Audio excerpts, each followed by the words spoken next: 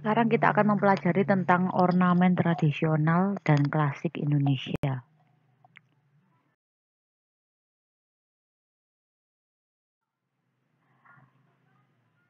Ornamen tradisional dan klasik. Bentuk seni ornamen dari masa ke masa mengalami perubahan seiring dengan tingkat perkembangan pola pikir manusia mengenai seni dan budaya. Dalam hal demikian, terjadilah suatu proses seleksi budaya yang dipengaruhi oleh peraturan dan norma-norma yang berlaku di masyarakat.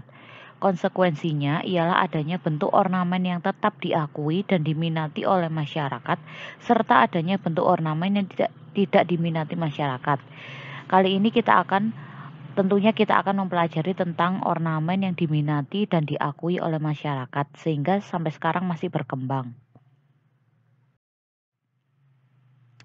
Ornamen yang diminati akhirnya tetap dilestarikan secara turun-temurun dan menjadi ornamen tradisional, yaitu seni hias yang dalam teknik maupun pengungkapannya dilaksanakan menurut peraturan norma dan pola yang telah digariskan lebih dahulu dan menjadi kesepakatan bersama serta telah diwariskan secara turun-temurun.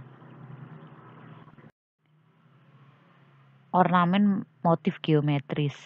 Motif geometris merupakan jenis bentuk yang dipakai sebagai titik tolak atau gagasan awal dalam pembuatan ornamen, yang berfungsi untuk menunjukkan perhatian, mengenali, dan memberikan kesan perasaan.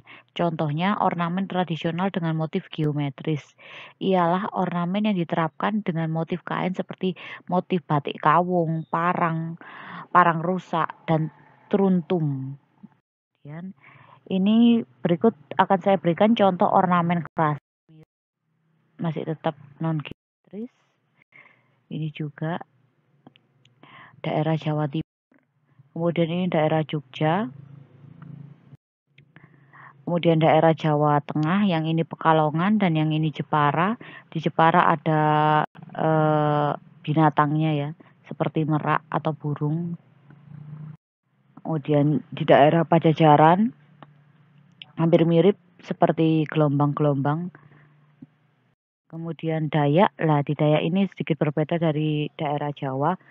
Mereka lebih mendominasi motif geometrisnya, yaitu motif kotak-kotak seperti ini. Ini perwujudan dari burung, kemudian segitiga, seperti itu. Dan Sulawesi juga hampir mirip dengan Kalimantan. Motifnya itu perpaduan antara geometris dan juga yang non-geometris.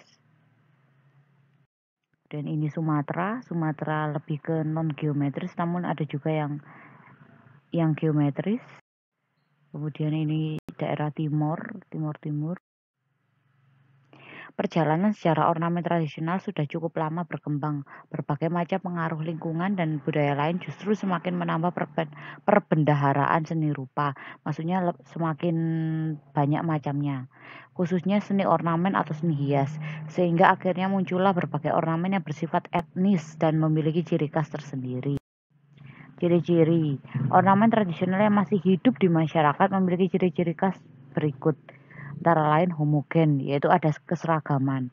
Kolektif, sekumpulan motif dari beberapa daerah yang membentuk menjadi satu kesatuan utuh sebagai motif daerah tertentu.